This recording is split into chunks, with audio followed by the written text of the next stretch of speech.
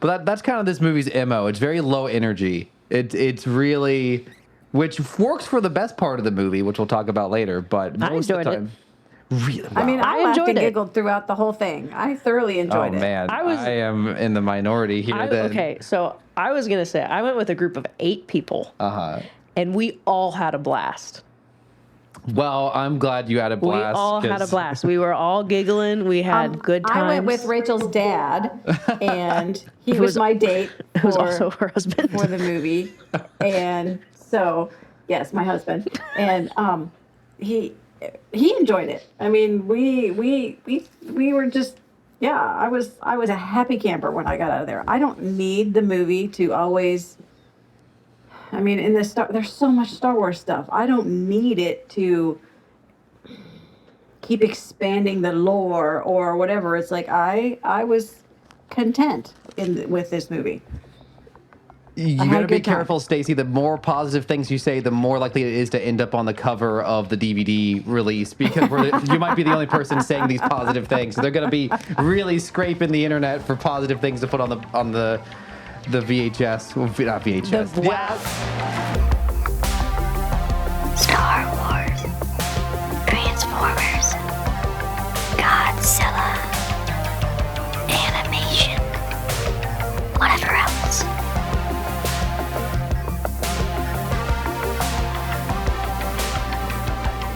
Rebels, robots, and etc. At the top, it's going to say, I was content. And at the bottom, it's going to say, I would watch it again. real. I would watch again. But, you know, it's always a good night when it's Starformers night. And it's a night that has only come 3 times this year so far. Yeah, our hiatus. Welcome to Rebels and Robots and Etc. episode. We're 94. We're getting up there, almost to Stacey's age. I'm Cameron. Whoa! Oh, that's so good for her. Kidding. Boom! It's initiation hazing, Stacey. No, your first you're going to lose our only benefactor, Cameron. Yeah, our only listener and our only current guest are going to be gone at the same time. Only benefactor. Oh, yeah, the only person who might give us some money. I'm Cameron. I'm Rachel. And our guest today is... Stacey. Stacey, sorry. Mom. Okay, hold on. I want to do that again just because I didn't realize my ring was on. I'm Cameron. I'm Rachel. And our guest today is... Stacey, Rachel's mom. Rachel's mom is joining us. She's wanted to join for a long time, and she's chosen quite the episode to join. But this is Rebels and Robots, and this is our whenever Cameron decides to finally watch the movie we're talking about chat. We talk about Star Wars and... Transformers. And... Godzilla. And whatever else we both want to talk about. And I'll be very interested to see what Stacey's wants to talk about today as well. Because I don't know, even if you like this movie, I think you have to admit there's not a lot to talk about. It's pretty like plot light. Like it's not like even like the how terrible Rise of Skywalker is a lot to talk about. But this one is just kind of like they went to some places and they did some stuff. Anyways, before we talk about today's episode, The Mandalorian and Grugoo, the first Star Wars movie in theaters in 5.5 years. We do news, what's called News, Woos, and Booze, where we bring our news. Do you have any news? I have no news. I have one news that came, this was announced just within the last couple days, so you guys can rate this a woo or a boo. George Lucas cast in Minions and Monsters after revealing love for the Minions. So I did see that, but I didn't consider it news because when I pull an article like that for news... It's George Lucas! Are you kidding me? You tell me that's not news. It's George Lucas! That's why you incorporated the booze. Hold on. This is George... I'm not, like, pulling some random Star Wars actor is going to be in Minions. No, this is the man. Love him or hate him. Stacey, how do you feel about Minions? I actually... like them. I didn't expect to enjoy them either. And who knew that, I mean, you'd have these little yellow banana loving monsters as a huge spinoff. I mean, And what do they even say? I don't know. No. Banana, that's what they say famously. And also Facebook moms make them say, I don't talk to me before my coffee. That's about yes. what they're known for. Though the connection. We were the Minions for Halloween at school one year. So Oh yeah, that's You cool. were. we wore yellow T-shirts and overalls. All the teachers. I will say, my theater group for Mandalorian and Grogu, we got the Minions ad, and we actually had a quite deep conversation about their language. Probably spanning 5 to 10 minutes of what do they talk. And one of my friends who knows a decent amount of Spanish was talking about how it was definitely Spanish at first, and it just becomes Spanglish, and it just gets closer and closer to English each movie, I think. Okay. I apologize. Our intern Peanut is scraping in the background. He was just scraping inside of his litter box, and now he's scraping at his food. Even though he had dinner an hour ago, you'll be fine, Peanut. I will lock you in a room. I don't have any qualms about that. I can't hear him, so. Oh, that's good to know. Okay, then maybe he doesn't pick up on the recording. It's hard to know till later. So you listen Athena back, always yeah. picks up on the recording. Yeah, she's a loud girl. I'm just looking at this article to see if there was actually a quote directly from George Lucas. They claim, so the article is claiming that the president of Illumination met George Lucas at a red carpet event, and then he said that he loves Illumination movies. But there's not a direct quote from George Lucas himself here, so that's, I would say, unconfirmed. But it does seem to be factual that he's already recorded his dialogue.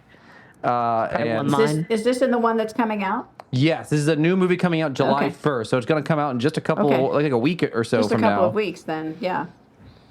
I mean, and he's got such a distinct voice. He does. These minions, what are they doing? They're so silly. They love bananas. I love them. They do. They're Well, cute. I guess it makes me think that his Museum of Narrative Art is opening this year. Yeah. Have you heard about that? Oh yeah, George Lucas is really hot right now as far as, because have you seen this, Stacy, the pictures of George Lucas right now? I have didn't they show us some pictures of him in the museum? Correct. And Yes. what's so funny, I don't know how much you know about the deep George Lucas lore, Stacy, but one of his earliest films was called, now I'm going to blank on the name of it. It was like a hot rodder, like 1950s car It's culture movie. American American Graffiti. Yeah. Yeah. And so that was the culture he grew up in, and he still dresses like that. Like his hair, the way he has his hair slicked back, the jacket he wears in these photos, he still looks like a greaser from the 50s, even though I was going to look up how old he is now. He's got to be like in his 80s. Let's see. Well, he's older than me, so he must be 134. 82. 82, yeah. So he's looking pretty good for an 82-year-old. He's keeping that youthful vibe going. It's the midichlorians. I mean, there's nothing more youthful than loving Minions, I suppose. That's the only news I have. Some of us don't want to grow up, so there you go. So what do you guys? George Lucas, I guess, like, does this at all increase your chances of seeing this Minions movie than they were before? I don't know if I'll pay to go see it. Not right now, I don't think. If a big enough group of people that I knew and loved wanted to go see it, I could be peer pressured into watching it. How about you, Stacy? No, it's not one I will watch it at home. It's not Yeah. one that I want to pay $17 a ticket to go see. Real. That's fair. George Lucas isn't Real. worth the $17. I don't have now. If my children were little, yes, we would have trotted to see it. I mean, so yeah, it's one that I would have taken to. But since my date doesn't always like movies as well as I do, I am very picky about which ones that I say absolutely must positively be seen on the big screen. I'm just, as I normally do, I'm just checking the news feed to see if there's any breaking news in relationship to our topics. It doesn't seem like it. This is when we started this podcast. It was a hot time for Star Wars and Transformers, and then Godzilla. Now things have slowed down quite a bit. I guess the other thing is they keep talking about a new Transformers movie. I think that's supposed to take place after Rise of the Beasts. That would be the lot. That's normally what sequels do. They normally take place after the previous one. But because there's Transformers 1 and that one's not getting a sequel. But Rise of the Beasts, allegedly, wherever it is in the franchise has, I guess, contracted one of the writers from the recent It TV show. Okay, The interesting. Welcome to Derry Yeah. show. That's the only thing I've seen. News is scraping the bottom of the barrel right now. I feel like I saw something. I'm glad you brought up the museum thing, the Star Wars museum, or it's like a Lucasfilm museum. Yeah, it's a George Lucas museum. Yeah. So not just Star Wars, but there is a life-size Ship. in it, Grievous. Yes. Yeah. the ships. The ships and Grievous and the costumes, and it's like I would go. Now, That's about it. podcast content, we go to the museum Yeah. Okay. There we Yeah. go. Let's see if it's in the budget in for the Los year. Angeles. Uh-huh. We can. Yeah. It's a business expense. Maybe our there's- benefactor will send us. Wink, wink. Our Only benefactor will take us. only if she gets decided to go too. We'll start a Patreon. It'll be a Patreon goal. Our lawyers can contribute. I think we might need to be a little more consistent in order to get. You know what? People give a lot of money to random things online. We could just post, on like X or something, be like, send the 2 podcast hosts to Los Angeles. You never know what people will give. That's true. Rachel, have you heard anything like good or bad about this Zero Company game that seems to finally be coming out? The what one? Star Wars Zero Company? Nope. All I've heard about is the pod racing game. Oh yeah, there's also that. There's a new pod racing game coming out Oh. with modern okay. day graphics. So you can smash into canyon walls. Sounds great Yup. to me. Yes. Uh-huh. Uh-huh. Pod racers are very fragile vehicles. They can't. I don't know if they can take much like bumper carring into walls. I think. The movie No, they showed us don't. that. That's my point. You're just gonna like smash and. Oh, Zero Company doesn't come out until August, so it's got some time. My birth month. Okay. Well, normally before we do the review with a new guest, I'd like to get a little backstory on the guest. So before you were Rachel's mom, you presumably saw Star Wars at some point. When was the first time you saw Star Wars? In 1977 when it All came right. out in the theater. That's It is great. the first movie.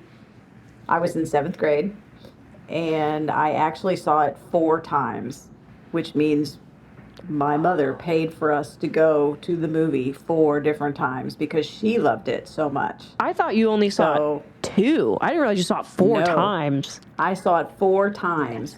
When tickets were a nickel and you could get popcorn for a dime. No, they weren't a nickel. They were probably $2.50, $4 or $5. We saw it first time in Kansas City, and then we saw it again locally, and we saw it again. And then when my father came home from Iceland, he was remote for a year. We took him to the drive-in movie to see it again because Dad had not yet seen it, and Mom was like, "Let's go." That's fun. So yeah, I have been a Star Wars fan from the get-go. So then, as the new ones came out, what was that like? Like when I say new ones, sorry, I mean like 5 and 6. Oh, well, we went again. To the, I don't remember what years those came out, but they came out later. 80 But- and 83. Okay, so then I was in high school, and so I was actually working at the movie theater then. Oh, nice. And so I was there. when the movie came out. I mean, Mom was managing the movie theater, and so we definitely. I saw those multiple times. At that point, I wasn't paying for it anymore because Sure. I was an employee, so I could just go see whatever I wanted and whenever I wanted. And I've always been a Han Solo fan, just so you know. And those are the movies that, I mean, Star Wars needs to be seen on the big screen. To me. Yep. It's like I need the THX sound. I need to be boom, you know, when it comes on, and I have to see those. Those are definitely big screen movies. We own them. We had them in VHS. We had them in DVD. I remember seeing that first one and going, Episode 4. I'm confused, but I mean, you know, jump in and you go because we were totally sucked in. So then there was a huge gap from 83 to 99, with the only, you know, theatrical happenings being the special editions. Did you engage with Star Wars at all during that period? Did you read books or anything, or was it just kind of the original movies for you up until Phantom Menace? You know what, I remember Splinter of the Mind's Eye, which is a book that came out. I think my brother got it, and he read it, and then I read it. So I did read some of the novels from that time frame, which irritates me to death that they're supposedly not canon anymore. It's like, hello, what do you mean? Lucas said these were okay. I mean, because that was a big deal. And so I read those, and so 99 was when the next one came out. Okay. So we would have bought the VHS tapes. We would have bought, I mean, and then Rachel, do you remember when we were watching one of the DVDs? It was the end, and they had shifted over Darth Vader. They made him Luke Christensen, Hayden Christensen. Yes, because I watched it and I mentioned it, how I liked that change, and I was flamed by both of my parents who said, no, that's not right. And for a solid 5 minutes, they were like, no, it's not. And I think Dad was like, go get the DVD and bring it upstairs. And so I got the DVD and I brought it upstairs and I was validated. Thank you, George Lucas Special Edition, because it was that version. Yes, and we were horrified because it was wrong. So yeah, I mean, obviously we liked it well enough to indoctrinate our children. Yeah. So then as the prequels came out, what was your reaction like as you were seeing them, and then how, if at all, how has that changed? I don't enjoy the first three as much as I do the last three. So if I'm picking them, I'm going 4, 5, 6, 7, 8, 9, 1, 2, 3. So that's your ranking of the three trilogies. I think so, roughly, yes. Oh. And because I know a lot of people have had a very up and down relationship with the prequels. Like some people, like as they saw them in theaters, they were it was Star Wars and it was new and they were excited. Then as they thought about them, they disliked them. But then as time has gone on, they've kind of grown on people. Has that improved for you over time, or has it only gotten worse? I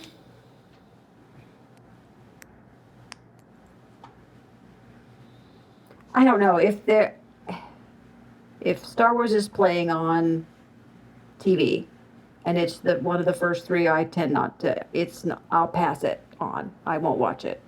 I mean, it's like, no. I will tell you, the age gap between Padme and Anakin just really squeaks me out. That's fair. That's very fair. I mean, as a former educator, especially.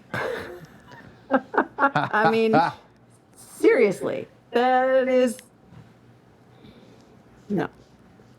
So then, I don't even remember how much it is, but I mean, there were just things. It's like you could have done better. I feel like Jar Jar Binks is such a caricature and and problematic. And I mean, there are things that you could look at and go, wow, how racist are you? Call him out, mean- Stacey. Get him. And so it's just so that's one of the reasons it's like I just skip those. Well, I mean, you talked about like the age gap between Anakin and Padme, and it makes me think about how when like the Clone Wars show came out, like the 3D one, like in 2008 or whatever, and they introduced Ahsoka, and she's like 11 in a tube top and mini skirt, and Yes. Dave Filoni has come out a lot to say that was not his original design. She had more like a tutu. Like it was athletic, but it was Like that's better. it covered her. And he has talked all the time about how George Lucas changed the design. Yeah. There's a lot of sexualization in these movies. I mean, there is a ton. I mean, hello, Slave Leia is, Sure. Just Yeah. a whole thing. There's no underwear in space, Lucas. Apparently not.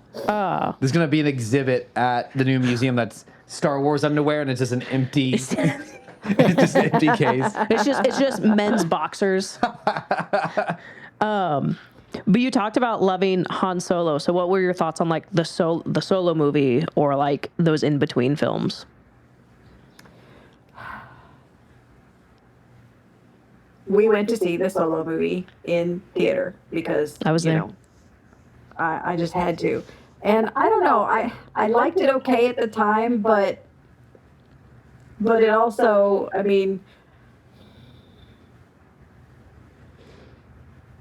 he's not a great guy. I know that much. I mean, yes, and it's just totally illustrated in this whole movie. And it's not one that I necessarily watch again either. I mean, it was on the other day, and I was like, no. So, it was fun, and I enjoyed it, but I was like, okay, I'm good. So just the Disney era in general, what do you like and what do you don't like? I have not watched everything. I am behind. But I also, the Ben Kenobi show. Okay, what was that one? It's just called Obi-Wan Kenobi. Obi-Wan Kenobi. I was just like, what is happening? Nothing is happening. I didn't have the patience for it. And so I don't even think I got through the whole first episode. And I didn't want to see little Leia, I guess. I was just, so that I didn't like. But what have I watched that I did? I loved Ahsoka. I mean, the live action, the Ahsoka that has been on. I have loved it, and I'm looking. Isn't there a new season of it coming up sometime? Eventually. Yeah, eventually. I think they're filming. Eventually, yes. I mean, It's almost been thought they'd been 3 filming. years since Ahsoka, and I know. that's just too long for a TV show. I think the loss of It is. that main actor didn't help things because he died. Of course, he died right before the first season. They had to recast. I think one of the funniest texts I got from you was, "Do I have to watch anything else before Skeleton Crew?" I think you specified how many. Are there multiple seasons? I was like, no, it's just 8, just 8 episodes, free range. and Skeleton Crew also took a long time for me to get into. I made Mom watch some episodes. She did make me watch them because I was watching one because I know she loved it, and I was just like, what? Yeah, okay, school. Hello, what? And Mom said, "I'm retired." I wasn't then, but I am now. And it just, so I like some of, I mean, okay, obviously I love the Mandalorian series, and that's the whole reason I even got Disney Plus, so that I could watch the second season. We went to Rachel's brother's for the Christmas, and Yep. he was like, Mom, you love this character. You haven't even watched these movies. Watched these episodes. So we binged it that weekend. And forgot about that. Season 2 was getting ready to start, and I was like, okay, so for Christmas we're getting Disney Plus. Because I have to watch the rest of these. So Well, that transitions nicely. So you like The Mandalorian and Grogu, or you like The Mandalorian, the TV show. yes. Season 3 was divisive. How did you feel about where the show left off?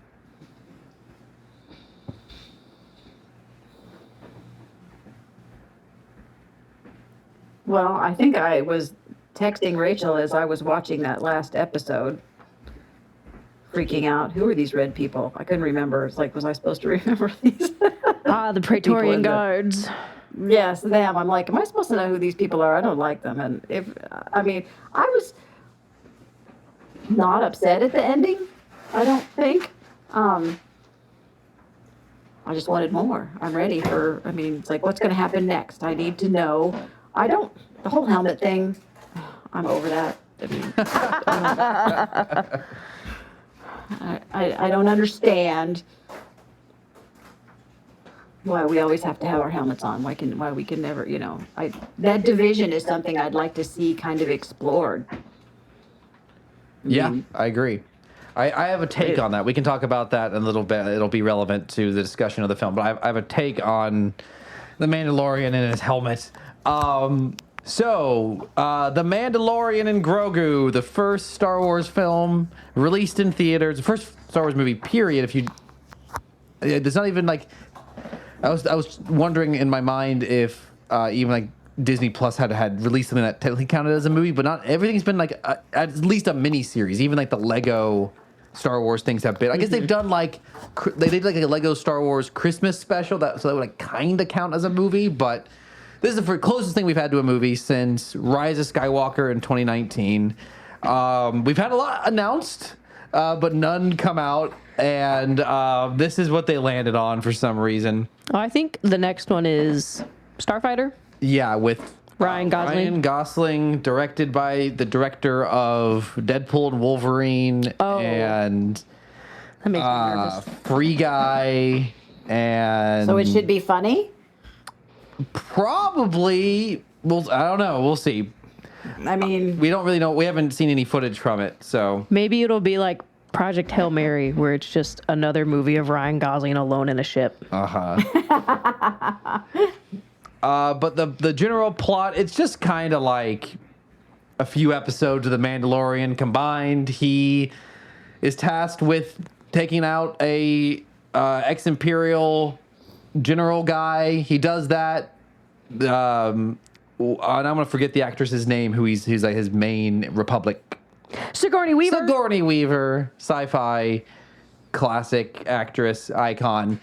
They give him. Will they expand on her character that we just saw in Mandalorian and Grogu? I think you're asking questions that even the people at Lucasfilm don't have answers to, because I don't think anyone knows what's going on over there. I was hearing rumors that like it's such a train wreck that so they for anyone who, in case Stacy, you may or may not know this, but Kathleen Kennedy was the executive producer over all of Disney Star Wars, and then she finally retired earlier this year, and they replaced her with two people, a woman whose name I don't know off the top of my head, who's kind of more the business side of things, and then the Hat Man himself, the cowboy Hat Man himself, Dave Filoni, guy who was behind Clone Wars and Rebels and Ahsoka, is now taking that position as well.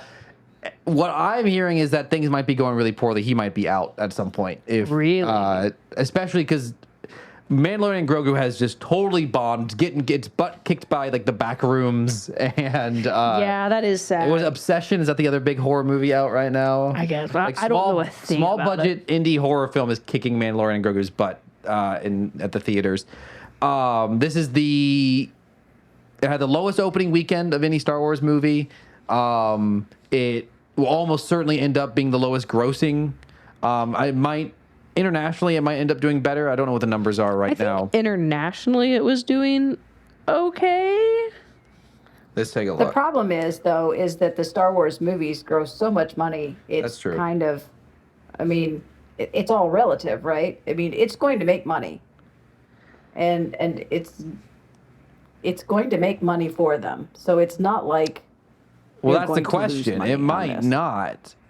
Right now, it's sitting at $329 million worldwide on a budget of like 160 to 180.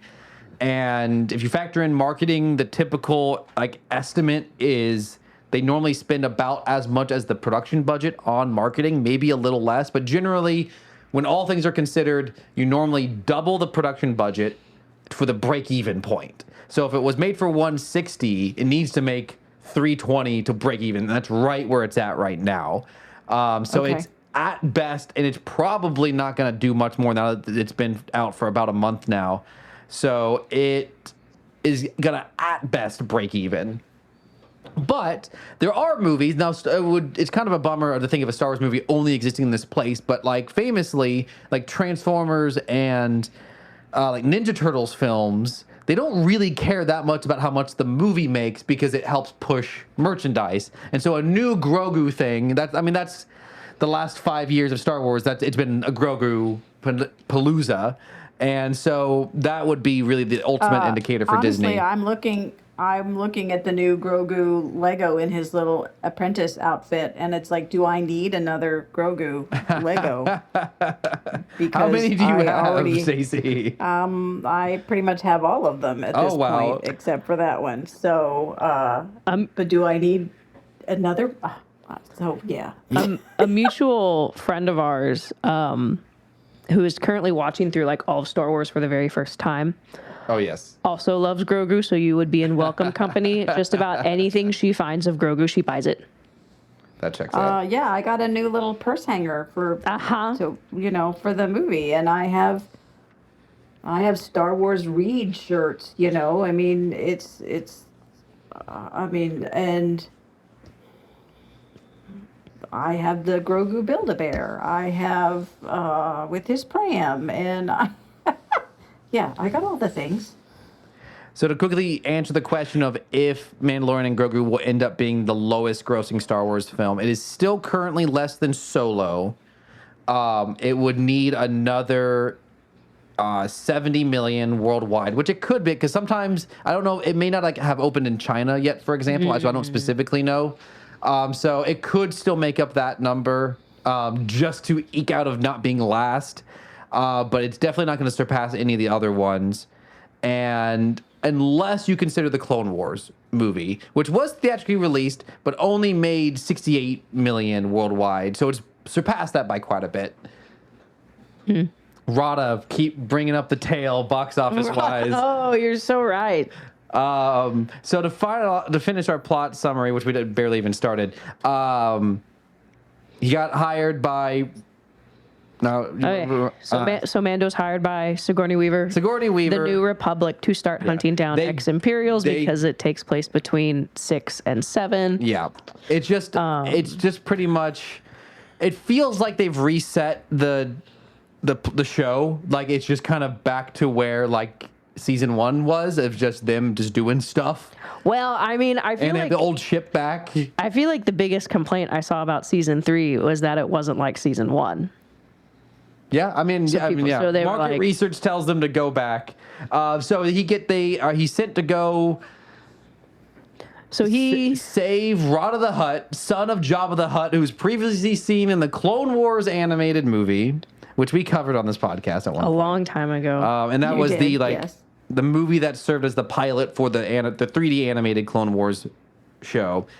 And he's like a gladiator, and eventually he breaks him out because he's. Oh man, I forgot. So the informants that they're trying, whoever knows the identity of the warlord they're after are the Hutt twins. From the Book of Boba Who Fett. we met in the Book of Boba Fett show. did. And they say, we'll only tell you if you bring our nephew back. So he goes to save the nephew. And as he eventually breaks him out and is bringing him back, he doesn't want to go back. And he's like, they're going to kill me. They don't like me. And he tells him, actually, I know the identity of the guy you need. So Mandalorian is like, oh, I'll just use you. Also, Zeb's in there somewhere. I'm remembering. He's in a lot of the movie. From Rebels. What's his full name? Zebulon. What's his name? Zebulon's a bit. I don't know his government name, but so the Mando. So Mando rescues Rada, and Zeb Aurelius. And Rada is like, actually, the guy you're looking for is the guy I've been working for as a wrestler. So they pull a heist. A wrestler. Like that. He's a gladiator. Sorry, right? There is some wrestling later in the movie. We'll get to that. He's a WWE star. What can I say? He is, yeah. Mando basically, in a way, shortcuts the twins. He brings Rada back, and he also brings the ex-Imperial back. And he brings Rada back to the Republic base, yes. not to the twins. And then, and Sigourney Weaver, I don't know her name, her in-character name, she talks about how, like, the Hutts aren't going to like it because they've been crossed. So Mando upholds his end of the deal and sends Rada off. To do whatever he wants. Whatever a large, buff, slow-speaking slug man can do in the universe. I think employment options are pretty limited for a big slug man in the Star Wars universe. As a side tangent, I've heard that is the, like, peak form of a Hutt. You might not like it, but this is the ideal male form. And that's what they used to look like before they came to power, and then they got fat and lazy. That checks out. But he's still barely able to move around. Well, I know. Maybe it's more society disables him because the ships aren't big enough for him. Shut up. So they send him off. Mando returns home, and then Mando is captured by a bounty hunter that we have seen before in Clone Wars. His name is Endo. He has a dog. And so he's captured and he's taken to the twins' planet for kind of betraying them. Turns out they have also captured Rada. They want to kill Rada because he's the actual heir to Jabba's empire. But they're torturing him first. Yes, they are torturing him first. And they're like, this is your fault, Mando. And so then the third act of the movie or so is Mando surviving, and then there's a lot of focus on Grugoo. Do you want to get to the whole end of it? Grogu's growth. So I mean, the first 3 seasons of the television show are focusing on Mando's growth. Mm-hmm. And then this movie really focuses on Grogu's growth.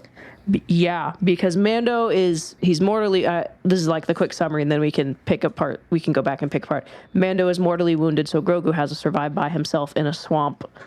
And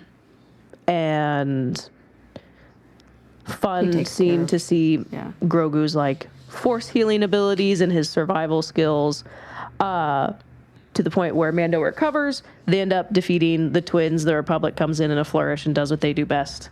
And shoots things. Sigourney Weaver's character name is Colonel Ward. Okay. Very inspired, interesting name. Very memorable. Very memorable. So that's the plot. And so I'm going to preface this as we talk about this movie. It sounds like I'm going to be a lot more negative than you two. Stacey, if you're anything like your daughter oftentimes takes me disagreeing with her as a personal attack. Please don't do that. It's not a personal attack. It's just fun, lighthearted banter. But I want to hear, because I'm genuinely interested, why do you guys have a generally positive view of this movie? What are your dubs?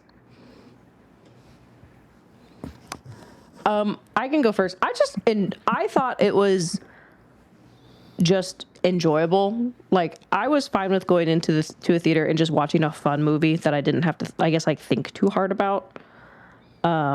Yes. So I was like, this feels like a Mandalorian Man, show. you must have really hated Andor then. Shut up. No, I loved Andor.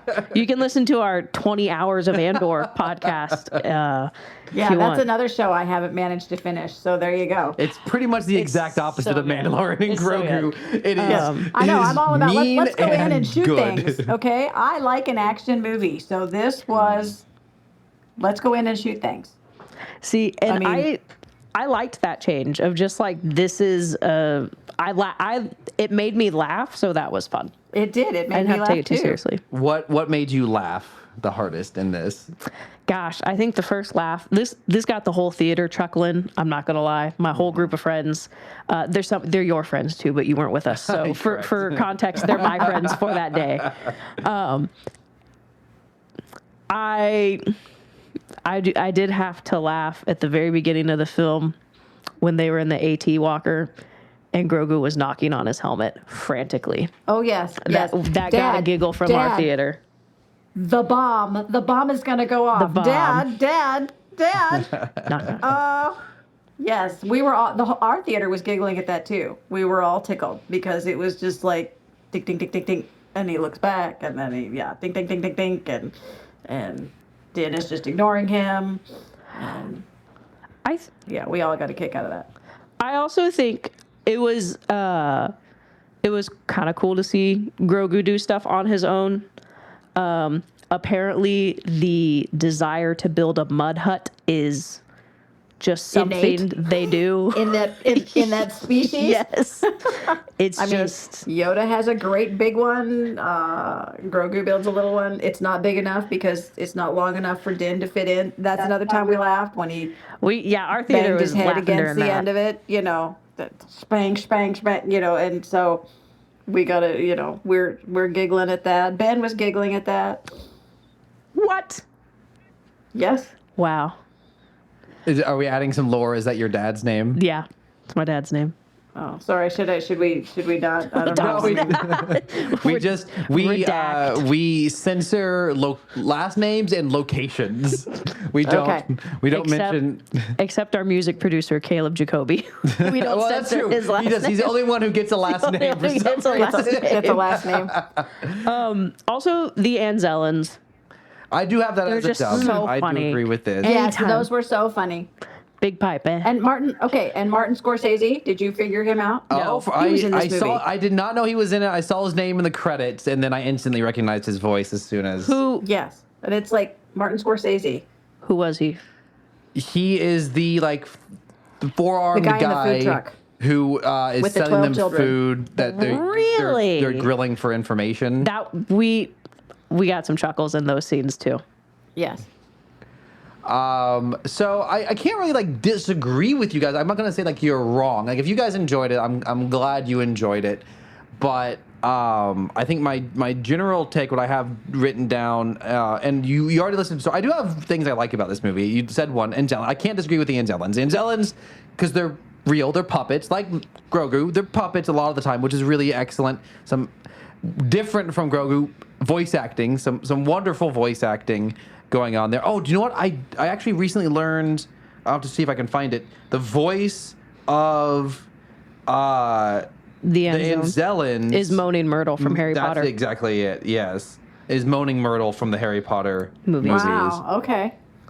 Who's she was, even then she was like a 30-year-old woman when the Harry Potter movies came out. Her name is Shirley Henderson. I feel like there was another thing she had done that was recognizable, but maybe not. But I would describe this movie. See, to me, it doesn't come across as fun. It comes across as just kind of listless. It just feels like very few characters are care about what's going on. No one, everyone's on downers. Everyone is just so low energy, and in contrast to Stacy, why people love Han Solo. Harrison Ford brings such incredible energy, and Carrie Fisher brought such incredible energy, and why people still love Ewan McGregor as Obi-Wan. This is also goes back. I'm thinking about this is generally the criticism of the Phantom Menace. It has this weird low energy to it a lot of the time, and why people love Darth Maul, because he's very dramatic and actually has an energy to him. And I just between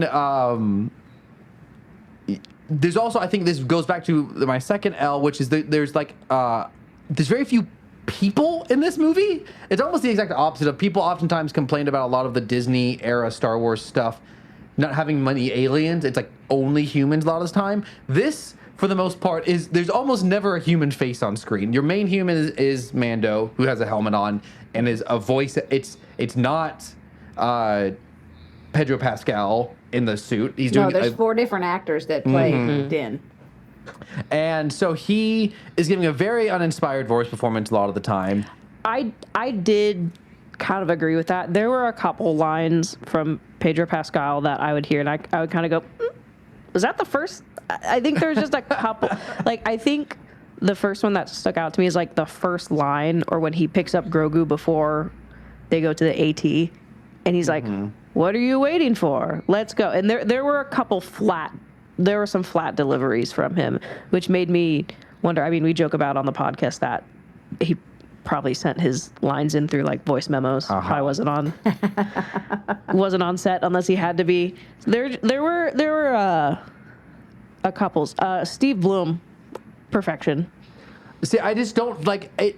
Genuinely, about halfway through the movie, I realized I did nothing at any point. I love Rebels. You and I love Star Wars Rebels. Zeb is such a phenomenal character in Rebels. Halfway through the movie, I realized at no point has this registered as the same character to me, because he is just like, there's nothing going on. And I think a big part of that is what makes Rebels so excellent, as with most Star Wars stuff, is the chemistry between characters. And any given Rebels character is actually probably not that great of a character necessarily, but it's their relationship to each other and the way they interact and how their personalities bounce off each other. And there's just like, because the Mandalorian himself is, at least in this movie, such a charisma vacuum, and Grogu himself doesn't talk and is really just kind of around a lot of the time in this movie. There's not a central figure to build around, and so Zeb himself doesn't have anything to bounce off. Also, Zeb, where's your boyfriend? Where is he? When are we going to see him? There's no count. That is my L. It's my L. And so, I think like the moment this really clarified for me is there's when Rada takes the Mandalorian to go after the warlord he's after. There's a establishing shot, and it's Grogu, the Mandalorian, Rada, and Zeb like crouched on like a cliff top. Only one of those guys is a real person, and it's a guy in a helmet. And so it's like, this is like your core cast for a lot of the movie, and your villains, your main villains, the twins, are also CGI. And Sigourney Weaver's barely in it and is not much of a character. There's just there's not a lot of humanity to this movie.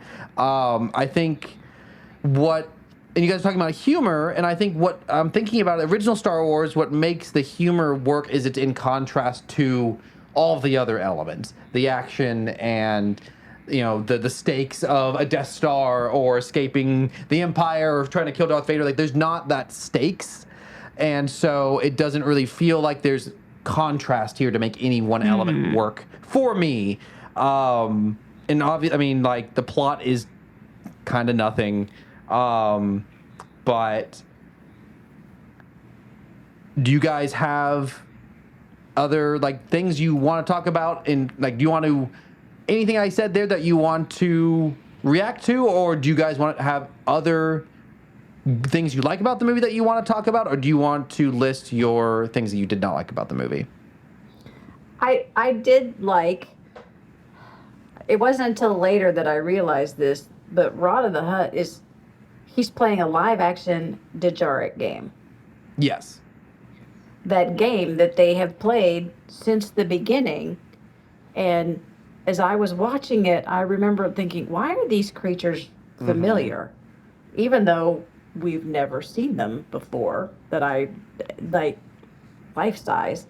And it wasn't until later that as I was looking on Threads, and somebody had a stack of and I was like, oh, that was it. Yeah. That was it. It was a life-size Dejarik board, and he was, and I was like, oh, and then I had pieces falling in.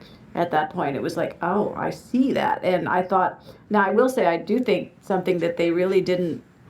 They could have done more with is, Coin is going to be in huge trouble for releasing all of those creatures out into the city. Yeah, I thought for sure that was going to be. The effect of that sure didn't get dealt with, and it's like, I thought for sure that was about to be a 10-minute sequence of them having to round up those monsters. I was actually kind of relieved when that wasn't the case, but then in retrospect, it's like, well, they just really released those monsters out.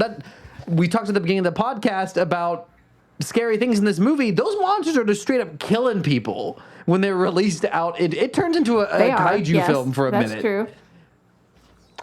I mean, that was just one of those things. It's like, okay, yes, well, there you go. And wow, all right. I was upset when Grugoo was in the little cage. I was like, oh, that hurt my feelings. I didn't like it. But I did not expect to be sympathetic to Rada. I mean, who is sympathetic to a Hutt? They are terrible in general. All the ones that we have seen, right? We don't like them. And then there he is, poor thing, a slave. And Buff Rada. And Buff Rada. He's his own man. He's his own man, and which he says like 10 times in this movie. Yeah, well, but he's a fool because he thinks he's going to get out. And, I mean, so I felt for him because I thought, boy, have you not paid any attention to any of these things? You're just in here, lying around, going out and doing your fighting, and you think you're going to get gone. So, even though he knows who Coin is, that Coin is the bad guy, but what about you, Rachel? I will. Oh, sorry. Go ahead, Stacey. Please don't let me cut you off. So one of the things that I didn't like. Do you want me to talk about that please. yet? I did not like how there were several times where Din treats Grugoo like a dog. Yes, this is a very good he criticism. literally I very says- much agree with this. It's like, heel, stay. Mm-hmm. What? I mean, I don't understand.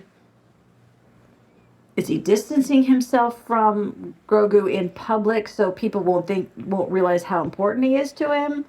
Or is he just annoyed at the toddler and is just I don't know. It was just it bothered me. That really bothered me. Yeah, I think that really speaks to this movie's function as a continuation of a show with 3.5 seasons. Because like you kind of consider like the Boba Fett show like half of a season. Really, it has like a whole season's worth of plot for these characters. But it doesn't really seem like these characters have any sort of growth for characters who have had a show that existed for so many seasons. Like you could say this movie takes place immediately after the Mandalorian saved Grugoo, and it would still make sense. They're dynamic, like what you're talking about. He treats him like an animal, and Grugoo. Yeah, it's like we've skipped the whole part where he's his kid. Exactly. They literally share the same last name. They don't even reference that. They share the same last name. Grugoo is literally a Mandalorian, and it just doesn't seem to make any sort of difference for the plot of this movie. Like, I know there's a desire because it's a movie that you don't need to know too much about the show, but like, then what is the point of making this movie then if it's not going to capitalize off of pretty much 4 seasons of plot worth that would make these characters richer and more interesting, and I just don't see that present here. Like, for example, like Han Solo in Episode 7 has, like, you can just look at Harrison Ford and see that this character has so much that he's been through and is such a compelling character.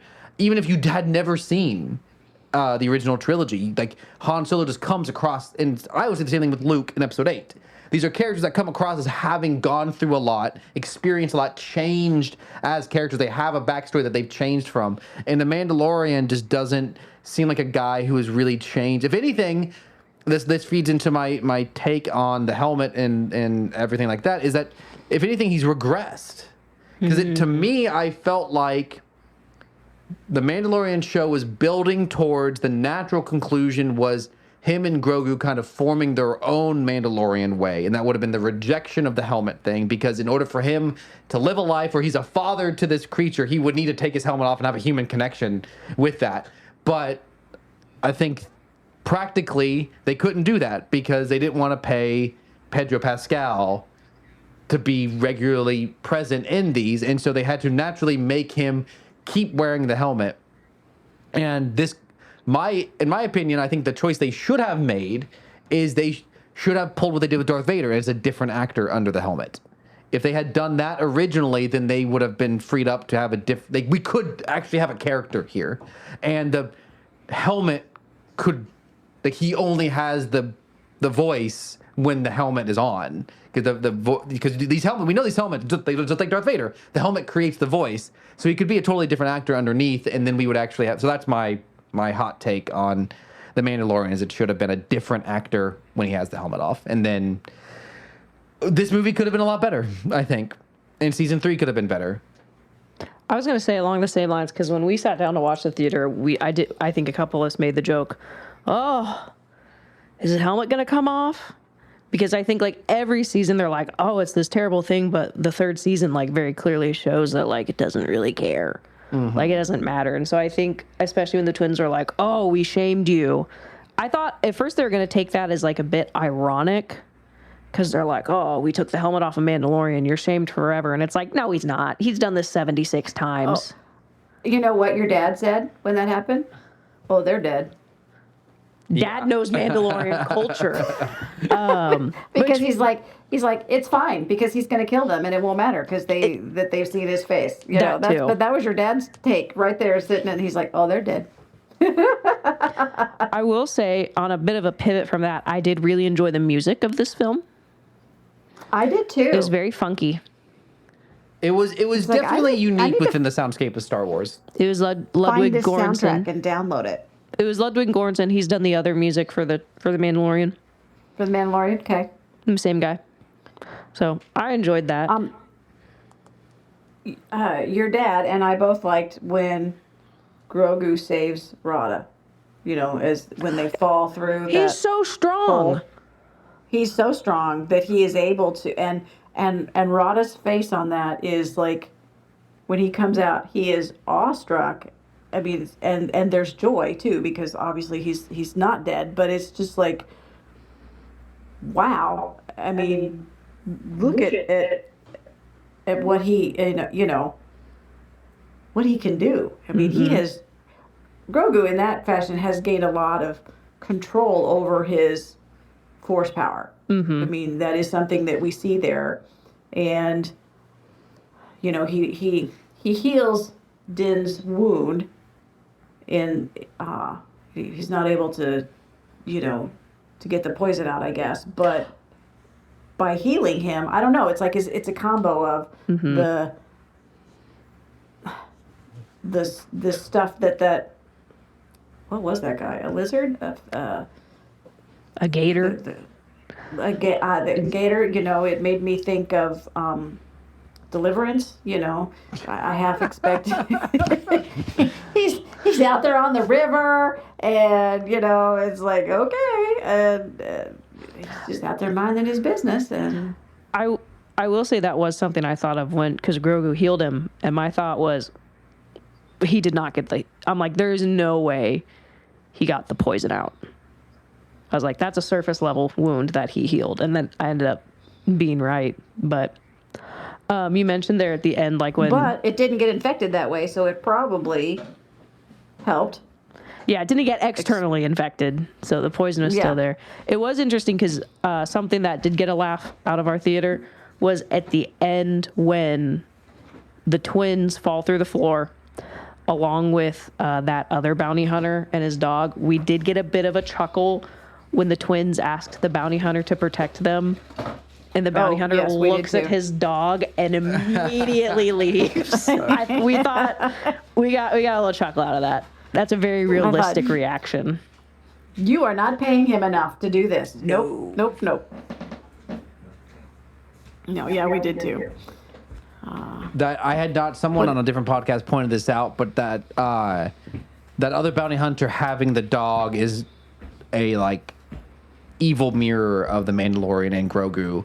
I had not really considered that, but so that's maybe why the dog language from the Mandalorian is to emphasize that. Not a good reason. I don't think any of this is good, but just kind of pointing out what I think was the intention was to kind of create this mirror. I did not find the other bounty hunter character to be that compelling of a villain. Like, it felt like he just is kind of nothing. He literally doesn't talk, doesn't really do much. Well, I mean, that's just kind of the character because he's in Clone Wars, and it's the silent bounty hunter. He doesn't really do much, but he collects bounties and he's quiet about it. Probably not a good choice for a secondary villain in a movie. Then, if that's all there is to him, because like even like I mean, who was the bounty hunter who showed up in Book of Boba Fett? Cad Bane. Cad Bane. Not necessarily a super compelling character, but at least like the voice performance and the character design is really strong. So it really carries that character as a villain. Whereas here, like there's not even that voice performance to go off of. No, but I will say that I think the translation from the Clone Wars style to that character in live action went way better than Cad Bane to live action. Oh yeah. I think it was much better. I think it kept the style of the actual character while making it in real life. So my last big negative point, then I do want to close on my most positive note. As I guess I kind of already said this. They don't capitalize off of where the characters have gone in the show, and but within the movie itself, I do not feel like the characters grow at all. The Mandalorian's the exact same person he is at the beginning of the movie as he is at the end of the movie. He doesn't really even the movie indicates the biggest growth for him is that he lets Grugoo come and sit with him as he pilots and lets him push a single button. They're not even driving. And Grugoo, he also says he doesn't work with anybody, just Sigourney Weaver, which is lies. Yeah, exactly. Yeah, all he's done is work in teams and pairs the whole show. Exactly, which is why she gives him a look. Yes. And any sort of element of character growth is just a repetition of something we've already seen in the show. Grugoo, the best section of the movie is him surviving on his own, but I feel like that was kind of the whole point of him going to train with Luke. Like I don't think that's like a surprise that he can do that. It's not really, to me, growth because it's not really a forward progression of what we've already seen him do in the past. And he ends up he doesn't actually save the Mandalorian. He's just there while he's just waiting around for him. So I wouldn't consider that growth. But he does. He hides him from the other things looking for him. And he also goes and gets the medicine. Oh, he does get the medicine. Because but again, that's another character providing it. So it doesn't really feel like Grogu didn't go and save Rada or defeat the twins. I'm just giving examples of it's not really action. It's not like he doesn't tangibly do anything. And again, if you cut it out of the movie, you would not notice. The characters before and after are the same. Mm. So if you just cut out that section of the movie, if you just cut to the Mandalorian falling over and then you cut to him waking up the next day, you would never suspect there was something missing because there's no real tangible growth there. And so again, I'm saying that's my favorite portion of the movie. So I like that portion of the movie. I just don't feel even on a fundamental level, Grogu doesn't even learn a new force power. He doesn't demonstrate any sort of new competency. There's just, to me, this is a fundamental problem I have with the movie is it's not bad. It's just not compelling or interesting, as opposed to Rey learning. It's not necessarily that she learns new force powers, but at the end of Last Jedi, she lifts a bunch of rocks, but it's thematically relevant and she saves a bunch of people. So that's just an example. Do you guys have anything else you want to talk to before we kind of do a wrap up? What was you said you had one last final thing you really liked? Positive note. Yeah. And that'll be my last thing I want to end on. I can't think of anything. No, not off the top of my head. Oh, we did really like the little guys, the little mechanic guys. The Andellans. Yes. The Andellans. Your dad and I really liked them. We got a kick out of them. And when they said they would be back, I don't think Din necessarily believed him, but it's they kept their word. They came back with the cavalry.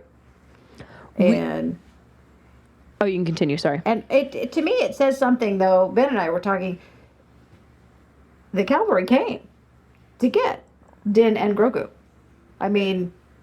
They showed up for the rescue. And so that says how important those two are to the rest of those people. I mean, so there's got to be stuff going on in the background that they're doing that make them valuable to go get. Not just bringing coin back and all of that sort of stuff, but it's just like there's got to be something in the community that makes them like, oh yeah, we got to go get them, because they all showed up. We did make a lot of Titanic jokes on whether Din could have fit in the ship or not. I don't think he Like, could have, because Grugoo barely fit in the ship. Like we made a lot of jokes. So like could Jack have fit on the door? Could Din have fit in the casket sized ship? I don't think he could have. It's very silly, but it was very stressful to me when the dog got a hold of one of them. That was very stressful, because I was like, they actually might kill them. It should have. Yes. Theoretically, it I should thought have. you were dead. I did too. So my final big point is that Grugoo section where he's on his own. I like that section a lot because it's simple, but it's effective, I think, because it's really zeroing in on everyone's favorite character in this whole situation, allowing him to really shine and not just be kind of a side piece to the Mandalorian. It's a non-dialogue. One of this movie's greatest weaknesses, I think, is the dialogue is just terrible, and so you cut out all the dialogue, and suddenly the movie's forced to be visual, which I find very compelling. Watching Grugoo just about anything I think is compelling. And yeah, it's like For a puppet, he's got amazing facial expressions. Yeah, absolutely. Now I would say like my main issue with it is its placement within the film. I think as like the third act, like it's technically like the classic like hero's low point as you transition from the second to the third point. It doesn't function for me well in that sense, because again, I don't think Grugoo comes out of it like he doesn't. Like, Grugoo ends up being totally irrelevant in the third act. I don't remember him really doing anything to like help Jin. What is Djinn, right? Din. It's Din. Din Djarin, that's what I'm thinking of. Din Djarin, yeah. So it doesn't really for me function as a good like the part where the hero really comes together, but as just like a little what would normally probably be its own episode of a TV show. I think it functions well and is the highlight of the movie for me. Do you guys before we'll conclude with our classic section, but any final thoughts about The Mandalorian and Grugoo? This is just a quote from Threads, and we've already talked about it. But it said, "My favorite part of The Mandalorian and Grugoo was how it implied that Yoda built his ugly mud hut on Dagobah because his species is hardwired to do so like a beaver." Yes. Like a beaver. Like a That's beaver. So good. Like a beaver. Yeah. It's like, wow, okay. Any final thoughts, Stacey?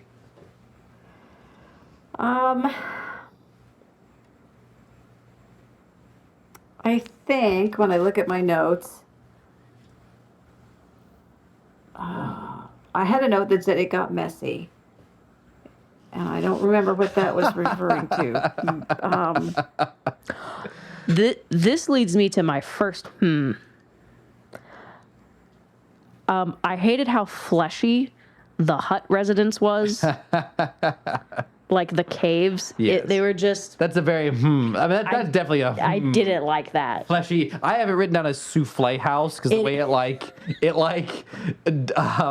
implodes when they destroy it at the end, and then when they're in the inside, it's very gooey. Yeah. Yeah, the hut residence. Yes, that was. Maybe. It's like, ew. Yuck. Ew. That is something. It's like one of the things that Ben and I wondered. It's like when that happened, is Rada the last hut? Is he the last surviving hut? But I think there are. If that was their whole planet, then there's probably others on the planet, or are they other places? I don't know. I mean, I think there's going to be other huts, but the issue was the power vacuum after Jabba the Hutt died. So there are other, like, stop looking at me like that. There are other dynasties so dumb out there. Like, there are other huts, but that was like the main thing was that because Rada existed, the twins could not inherit Jabba's empire. I mean, clearly now this planet needs Boba Fett to show up and be a county sheriff. You know what? This actually does answer the question of, well, were the twins ever going to come back for Boba Fett? Because they're dead now. They can't now. Yeah, I have that as the fact that the main villains of this movie are very minor characters that were introduced in the Boba Fett show. That's just like kind of a choice. Did you like how they were two lumps in that Yeah. creature that ate them at the end, like a snake? Yeah. You know, you saw 1 and 2. It's like, oh look, there they are. Or the one pushed the other in front of them. Yeah. Yeah. Actually, that does remind me. That I would count that as a dub. That the environment of that monster pit, even though it's very much just a riffing off of the Rancor pit from Return of the Jedi, it was real. It was actual water. It was lit very interestingly. It felt like an actual environment as opposed to what has now become the classic criticism of The Mandalorian being too much, what's it called? The volume, the CGI the green circle screen. thing. Yes. Yeah. That was an actual like giant water tank. Yes. And it made it felt claustrophobic. It felt like an environment. So I did like that environment as a set piece. So maybe the way Yoda and Grogu species builds mud huts, the huts build creature pits. They just can't help it. It's instinctual. They're like, a nesting instinct. They're like, we've got a hole. They We got live to in put something in mushrooms. there. They live in mushrooms and they build creature pits. There Yeah. you go. Some other I have, they almost all relate to the huts. The fact that a good portion of the climax of this film is Rada wrestling with his aunt and uncle, and it's just 3 hut slugs just writhing around on top of each other. That's got to be one of the most things in a Star Wars movie. That's pretty. I'm not a big fan, and the huts were never designed to move this much. I mean, that was kind of the idea behind Jabba, is he literally never moves from the spot we see him in. And I think that was for the best in the original trilogy. Well, in the original of A New Hope, Jabba the Hutt was just a man. Yeah. Well, I think the intention was always to... I've seen conflicting answers as to whether that man that we see in the uncut footage from New Hope was intended to be... him, or like a there was just messenger. a stand-in, and there was always an intention to go over him with some sort of stop motion or something. I'm not 100% sure. I do love, as with almost everything on the set of the original movie, characters on set who were meant to be replaced with a voice are always just Cockney accents, like Vader. It's just a guy with a Cockney accent. Another, I mean, we've talked about it a ton, but Rada's pecs and abs just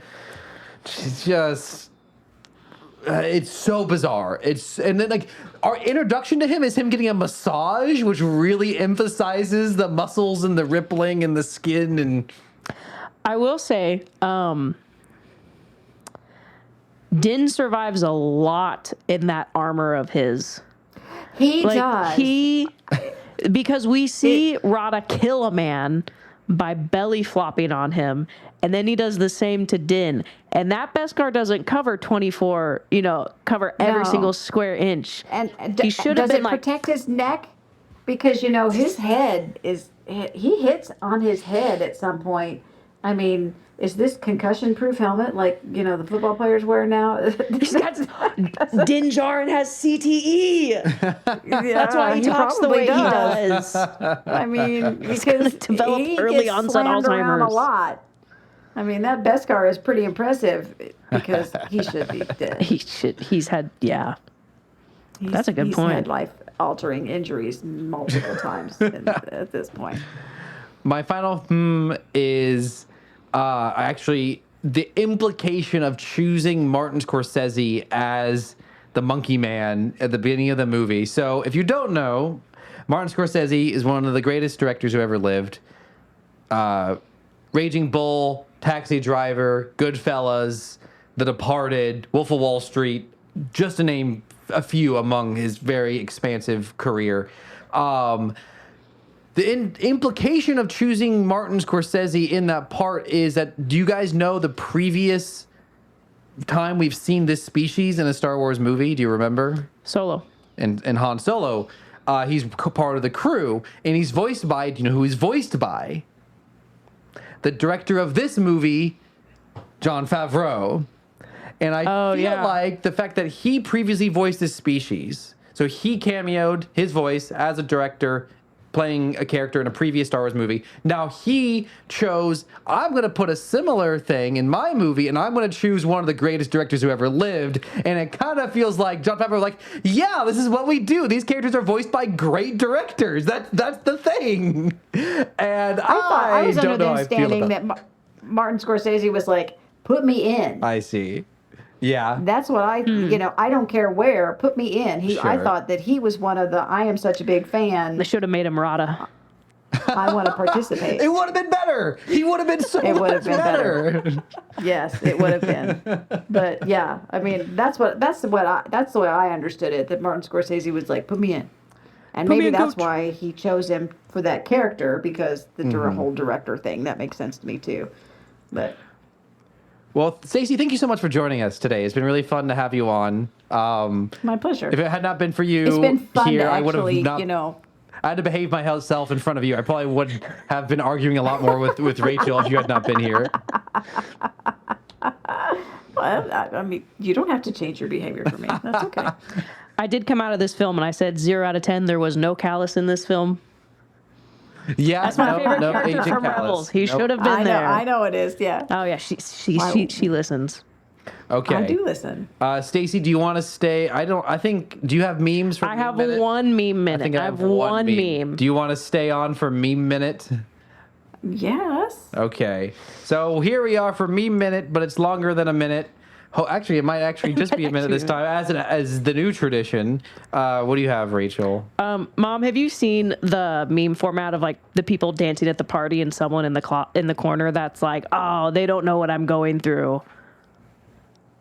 I have not. It's hand drawn. But so, anyways, it's the idea of like, they don't know such and such thing, and so it's this image.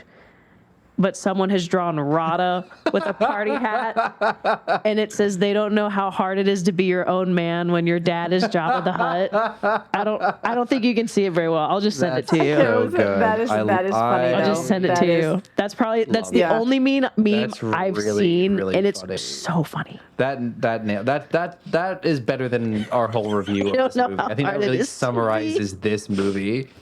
I'm trying to bring up my. I have a meme I don't know if it's a meme, but I can share with you. Please. That I just pulled it off of Threads the other day. It was one of those, ooh, I'm gonna save this because I like it. And so you might like this one, Cameron. This could be your meme for this. IKEA. The IKEA. So it's the IKEA logo only with a Y in front of it, and it's IKEA. IKEA. So there you go. I don't remember if I shared this last time or not. It's some sort of Godzilla video. I honestly don't even know what's about to happen.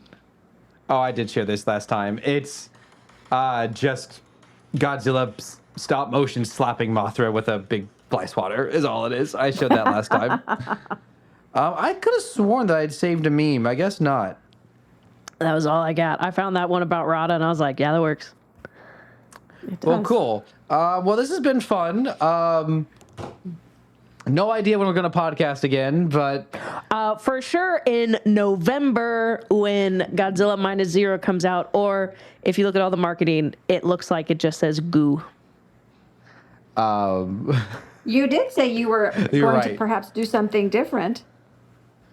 yes, we have not done a good job of actually following through on forgot that. We about need to that. actually meet up. Will you send me? Okay. Actually, go ahead. Keep that meme open. I want to reference it in a second. The Rada one or this one in general? The Rada one. Okay. As always, thank you to Caleb Jacoby, the only man whose last name we're willing to say on this podcast, for the intro and outro music. Props to Rachel for making the artwork and running. Do you do anything with the Twitter account? Because I don't do anything with the Instagram account anymore. So props to you for the artwork and nothing else, apparently. Props to Good Cameron for nothing. uploading things. We'll see. It's not there yet. Props to Peanut for allowing me to lock him into a room so he'd stop scratching at his food.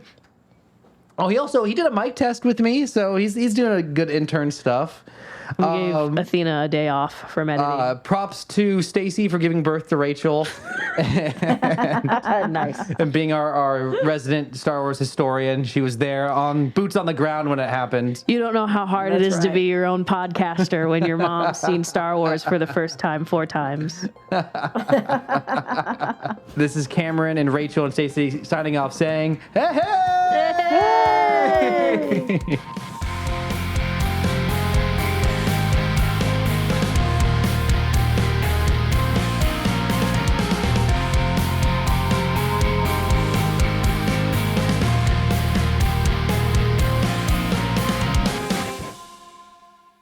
Are we recording? We are recording. Oh, You see okay. how that recording button is red? Wow, okay. That Look. normally, and that's fairly universal. I don't normally see that part of the screen. Normally, Oh it's the yeah, back to me. normally Rachel's not on the same side of the table as me. Normally we're facing each other, so the recording device is facing me. So she doesn't get to Okay. see the pretty lights that glow red when All she of the yells in the things. mic.